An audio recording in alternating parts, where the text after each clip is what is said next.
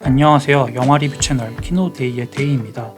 이번 영상에서는 송강호 배우의 칸 영화제 나무주연상 수상과 고레에다 히로카즈 감독의 첫 한국어 연출작으로 관심을 모은 브로커를 리뷰합니다. 거센 비가 내린 어느 날 밤, 소영은 부산의 한 교회 베이비박스 앞에 아기 우성을 내려놓고 떠납니다. 때마침 베이비박스 당직을 서던 상현과 동수는 소영이 남긴 쪽지에 아기의 이름이나 연락처가 없는 것을 확인한 후 아기를 몰래 데려가죠. 그러나 다음날 빚에 시달리며 세탁소를 운영하는 상현이 불법 입양 브로커로서 길을 나서려는 찰나에 예상치 못하게 엄마 소영이 아기를 되찾기 위해 돌아옵니다. 아기가 사라진 것을 안 소영이 경찰에 신고하려 하자 결국 자신들이 브로커임을 고백한 상현과 동수, 이에 소영은 우성이의 양부모를 찾는 여정에 동행하기로 합니다. 한편 이 일련의 과정을 빠짐없이 관찰한 형사 수지는 후배 이 형사와 함께 두 브로커를 현행법으로 잡기 위해 그들의 뒤를 쫓기 시작합니다. 베이비박스는 부모의 사정상 키울 수 없는 아기를 두고 가는 장소로 한국에서는 2009년 서울 관악구 주사랑 공동체 교회에서 처음 시작된 후 현재 3곳의 종교시설에서 운영되고 있습니다. 사실 베이비박스는 선한 목적과는 별개로 논란의 대상이었습니다. 비판하는 쪽에서는 그 존재 자체가 아이를 유기하게 만든다고 말해왔고, 긍정하는 쪽에서는 아기를 지킬 수 있는 마지막 수단이라고 말해왔죠. 그러나 미혼 부모처럼 아이를 양육할 능력이 부족한 이들의 현실과 이에 무관심한 한국 사회의 태도가 중첩된 결과 베이비박스가 만들어졌다는 사실은 양측 모두 부정하지 않을 거라 생각합니다. 그래서일까요? 고레에다 히로카즈 감독이 처음으로 한국에서 촬영하고 연출하여 제75회 칸 영화제 경쟁 부문에 초청된 영화 브로커가 베이비박스 앞에서 시작되는 것은 놀랍지 않습니다. 이미 고레에다 감독의 영화들은 소외된 이들의 삶처럼 사회적으로 주목받지 못했던 문제들을 스크린 위로 끄집어 올리기로 유명하기 때문이죠. 또 그의 작품은 서늘한 현실감을 유지한 채 해당 문제들을 파고들면서도 섣불리 비판의 대상을 정하는 대신 그 문제를 겪는 당사자들의 내면을 깊게 들여다보면서 많은 생각거리를 던져주는 경우도 많았습니다. 브로커도 마찬가지입니다. 영화 납치와 인신매매를 자행하는 브로커의 여정을 포착한 이 로드무비는 악행과 선의 사이에서 피어나는 아이러니를 어떻게 받아들여야 할지 고민하게 만드는 작품입니다. 그 아이러니는 울진의 한 수산물 시장에서 볼 수 있습니다. 우성이를 사려는 한 부부를 만난 소영, 동수, 상현. 부부는 우성이의 눈매나 눈썹을 살펴보면서 못생겼다며 외모를 품평하고 친부의 직업이나 과거사를 따지죠. 기대에 미치지 못했는지 본래 약속보다 낮은 가격에 할부로 우성이를 구매하겠다고 제안하는 부부. 이에 당황한 상현과 동수는 어떻게든 거래를 이어가기 위해 흥정을 해보지만 아기를 비하한 부부에게 분노한 소영 덕분에 흥정은 이내 끝이 납니다. 이 장면은 수많은 모순으로 가득합니다. 수산물 시장에서 생선 대신 아기가 거래 대상인 것이나 아기를 파는 사람이 아기의 가치를 존중해달라고 구매자의 부도덕함을 비난하는 것이나 브로커에게 더 나은 구매자를 찾아달라는 소영의 모습은 무엇 하나 말이 되지 않습니다. 아기를 팔려고 하는 순간 이미 도덕과 윤리와는 거리가 멀어진 듯한데 그 안에서 또 도덕을 따지는 아이러니가 느껴지죠. 이처럼 악행을 저지르는데 정작 그 안에서는 선의가 느껴지는 모순은 러닝타임 동안 다양하게 변주되어 나타납니다. 이때 작중 모순은 서로 다른 세상의 논리가 충돌해 만들어졌다고 할 수 있습니다. 구체적으로 말하면 수직적인 세상 안에서 수평적인 관계가 부딪힌 결과죠. 우선 브로커의 세상은 상승과 하강으로 명징하게 직조해낸 계급부하인 기생충처럼 수직적으로 묘사되며 영화는 꾸준히 오르고 내립니다. 하늘에서 비가 쏟아지는 날에 소영은 아기를 버리기 위해 골목길을 올라가고 수진과 이 형사는 그런 소영을 내려다보죠. 보육원에서 같이 자란 친구를 만나 꿈을 이룰 수 있는 미래가 보이지 않는 헛헛한 인생 이야기를 한 동수는 보육원으로 향하는 긴 계단을 걸어 올라갑니다. 동선과 시점에 더해 인간관계도 수직적입니다. 조폭들에게 5천만 원을 빚진 상현은 일원 중 하나인 태호 앞에서 쩔쩔매고 후반부에는 그와 단판을 짓기 위해 지하철역으로 내려갑니다. 영화의 배경마저도 수직적인데 부산답게 걸어 올라가기조차 벅찬 계단들이 잊을 법하면 등장하죠. 거듭 오르락내리락하는 동선, 시점, 관계는 세 인물이 사회적 시스템에서 가장 아래에 있고 밀려난 이들이라는 공통점을 보여줍니다. 이는 영화에서 등장하는 여러 상자인 베이비박스, 네모난 봉고차와 보육원의 모습으로도 나타납니다.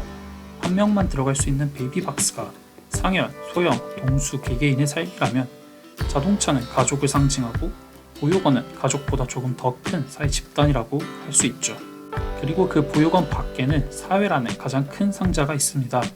이때 가장 큰 상자로부터 작은 상자로 연쇄적으로 이어지는 어려움은 결국 베이비박스에 아이가 들어가게 만들죠. 상현은 조폭에게 진 빚을 갚기 위해 불법 브로커로 활동합니다. 보육원을 떠났지만 이렇다 할 희망을 찾지 못한 동수는 상현과 함께 봉고차를 타고 돌아다니며 아이들을 밀매합니다. 가족을 이룰 수 있는 형편이 아닌 소영은 아기를 베이비박스 앞에 내려놓습니다. 이렇게 영화는 수직적인 세계에서 고통받는 이들의 사연을 베이비박스 안에 담죠. 그러나 브로코는 아픈 사연에만 집중하지는 않습니다.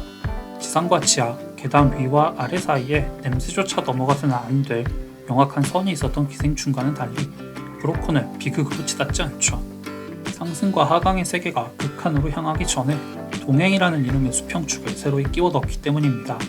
소영이 동수에게 자신이 꾸는 꿈에 관해 이야기하는 장면은 이 수평적 동행이 갖는 의미를 단적으로 보여주죠. 꿈속에서 비를 맞고 깨끗해지는 꿈을 꾼다는 소영은 그 꿈이 그저 꿈일 뿐이라고 자주합니다. 그러자 동수는 두 명이 쓸 수 있을 만큼 큰 우산이 있으면 되지 않겠냐고 반문하죠. 소영이 비를 맞으며 아이를 버렸던 것을 생각하면 고물이 되어버린 봉고차 안에서 만난 이들과의 관계는 그 비를 피할 우산이 될 것임을 유추할 수 있습니다. 봉고차를 세차하던 중 5 일행이 비눗물을 뒤집어 쓰고 상현과 소영이 각자 쓰던 가명 대신 본명을 털어놓으며 깨끗해지는 것도 같은 맥락이고요. 그리고 이 과정은 수직적인 세상과 대조되는 수평의 이미지로 나타납니다. 수평선이 보이는 동해안 도로를 따라 이어지는 봉고차의 여정과 인천으로 향하는 KTX의 모습이 대표적이죠. 이러한 동행은 수직적인 세계에서 지친 이들, 특히 가족이 부재한 이들이 봉고차 안에서 새로운 가족을 이루고 서로를 어루만지며 치유하는 과정이라서 더 특별합니다. 성맹의 여성인 소영은 상현과 동수를 만나 가족이라는 공동체 안에 소속된 느낌이 무엇인지를 새로이 깨닫습니다. 보육원 출신인 동수는 소영과의 대화를 통해 자신에게 되돌아오지 않은 엄마의 심정을 이해하죠. 이혼 후 딸과 별거 중인 상현은 몰래 보육원을 빠져나와 봉고차에 탄 혜진에게서 딸의 모습을 봅니다. 이는 오르내리는 대관람차 안에서 서로가 서로에게 기대어 속마음을 털어놓는 장면이 유독 인상적인 이유이기도 합니다. 이때 영화는 유대감과 치유의 이야기를 인간 내면의 순수함과 도덕성에 대한 믿음으로 확장합니다. 사실 상현과 동수 그리고 소영은 예기치 못하게 만났고 또 좋은 일로 만난 것도 아니었습니다. 아기를 유기한 소영의 행동이나 그 아기를 교회에서 맡아 기르는 대신 팔아버린 상현과 동수의 행위는 누가 뭐라 해도 범죄입니다. 그러나 영화는 악행 기저에 깔린 선의들의 만남에 주목합니다. 아기를 베이비박스에 두고 떠났지만 되돌아온 소영의 모성에 아기를 잘 키워줄 적임자를 찾아주려 했다는 상현의 배려심, 버려진다는 것이 얼마나 큰 상처인지 누구보다 잘 아는 동수의 동병상련은 한데 모여 치유의 드라마를 써내려갑니다. 물론 자신들의 행적을 둘러대려는 의도도 있었겠지만 부분적으로나마 진심인 선의가 만나 새 가족을 만들고 감동을 선사한 것이죠. 이 감동은 엄마이자 딸로서 자기 행동에 책임을 지기로 결심한 소영이 모두에게 전하는 태어나줘서 고마워 라는 대사로 함축되어 있습니다. 달리 말해 이 대사에는 악행을 저지른 모든 이들의 내면에도 미처 꺼내지 못했을 선함이 존재한다는 것, 그리고 그 선함 덕분에 모두의 생명이 특별하다는 인간 찬가가 담겨있죠. 실제로 영화의 끝에 다다르면 모두가 최선을 선택하며 자신들이 마주해야 했던 인생과 비극을 반복하지 않으려 합니다. 모든 책임을 아이 엄마에게 묻는 대신 그녀의 마지막 선택에도 정당성을 부여하죠. 이러한 인간 선의에 대한 희망은 브로커만의 따스함이 감도는 영상 덕분에 더욱 특별합니다. 인위적인 설정 대신 햇빛과 같은 자연의 움직임을 기다리며 있는 그대로 포착해 찍어낸 덕분이죠. 상현과 소영의 진심이 튀어나오는 KTX 안에서의 대화 장면이 밝음과 어둠을 자연스럽게 오가는 것이 대표적입니다. 또한 이처럼 수직의 세상에 피어난 선함이라는 주제는 송강호에게 칸 영화제 나무 주연상이 돌아간 이유처럼 보이기도 합니다. 그 누구보다도 소시민적으로 수직적인 세상을 사는 인물이면서도 수평적 여정의 끝에서 인간의 선함을 가장 잘 보여주는 인물인 상현은 영화에 담긴 아이러니를 온몸으로 표현하고 있습니다. 그렇다고 해서 브로커가 마냥 따뜻하고 희망적이고 밝은 태도만 견지하는 것은 아닙니다. 고레에다 감독의 작품답게 상현, 동수, 소영을 무조건 미워하거나 그들에게 면죄부를 주려고 하지는 않죠. 대신 영화는 이 아이러니를 관찰자의 시점에서, 즉 수진의 시점에서 따라가도록 권합니다. 그래서 영화의 시작은 수진의 세계를 보여줍니다. 수진이 소영을 내려다보는 구도는 사회 구성원 대다수가 소외된 이들을 보는 시점으로 버릴 거면 나치를 말라는 수진의 태도가 잘 반영되어 있죠. 또 아기를 실은 상현의 봉고차를 수진이 조용히 쫓는 장면에서 영화의 타이틀이 등장하는 것도 관찰자이기에 관객이 쉽게 동일시할 수 있는 그녀의 관점을 강조해줍니다. 그리고 수진의 관점과 태도가 뚜렷하기에 브로커 일행을 쫓는 그녀의 여정에는 더욱 깊은 드라마가 담깁니다. 단순한 관찰자였던 그녀가 가족이 되어가는 이들의 동행을 따라가면서 그들의 이면을 마주하고 자기 내면에 찾아온 혼란을 만나기 때문이죠. 그녀의 냉철한 신념과 태도는 소영의 절박함이 담긴 반박에 꺾이기 시작합니다. 아이를 매매하는 것은 엄연히 불법이지만 그들을 그럴 수밖에 없는 상황으로 몰아간 편견과 제도의 공백이 그녀를 흔들죠. 또 멀쩡한 부부에게 입양되어야만 비로소 우성이가 행복할 거라는 그녀의 고정관념은 아이를 가장 팔고 싶은 건 나였나봐 라는 대사를 통해 고발됩니다. 이렇게 브로커는 베이비박스가 필요 없는 세상을 원한다면 이면의 이야기에 귀 기울이고 사람의 선의를 믿으며 미리 단정 짓지 말자고 설득합니다.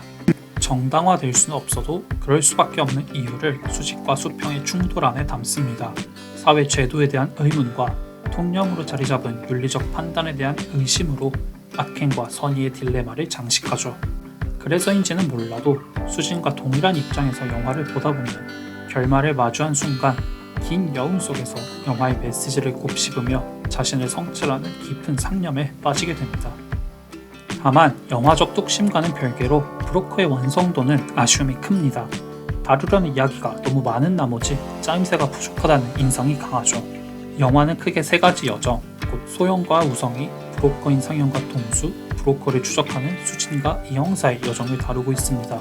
사실 영화의 메시지와 주제를 고려하면 이 많은 캐릭터가 필요한 것은 사실이나 그들의 이야기를 온전히 담아내기에는 시간이 부족하다고 느껴지죠. 이는 특히 최후반부에 얽히고 설키는 상현, 소영, 동수, 수진의 선택에서 그들의 심경 변화가 한눈에 잘 드러나지 않는 이유라고 할 수 있습니다. 이에 더해 보육원 시퀀스처럼 대사가 명확히 들리지 않는 기술적인 문제도 감상을 방해하는 걸림돌이 됩니다. 물론 이러한 단점은 이지은의 연기가 눈부시게 빛나는 것 같은 예상치 못한 즐거움을 선사하기도 합니다. 서로 다른 캐릭터들의 사연을 하나로 묻는 접점도 소영이고 이야기의 시작과 끝을 담당하는 것도 소영이기 때문에 자연히 그녀의 퍼포먼스가 눈에 띌 수밖에 없죠. 덕분에 언제나 수심 가득하던 얼굴에 슬며시 웃는 미소리 지나 당찬 의지가 담기고 진한 스모키 화장이 지워지는 그녀의 변화만 따라가도 브로커가 말하고자 하는 바를 명확히 알 수 있습니다. 그럼에도 불구하고 결국 완성도 때문에 영화의 온기와 따스함이 지닌 설득력이 약화되는 게 문제입니다.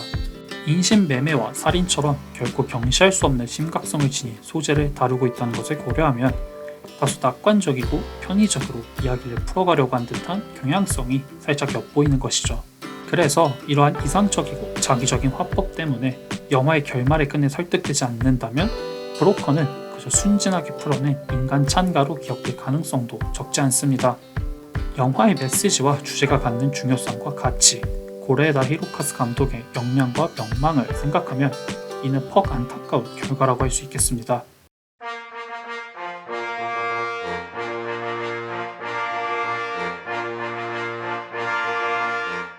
더 많은 영화 리뷰는 아래 링크에 브런치, 키노라이츠, 오마이뉴스, 네이버 블로그, 카카오 뷰를 통해 보실 수 있으니 많이 이용해주세요. 리뷰 내용이 마음에 드셨다면 리뷰 제작에 큰 힘이 되는 구독과 좋아요, 알림 설정 모두 부탁드리겠습니다. 끝까지 봐주셔서 감사합니다.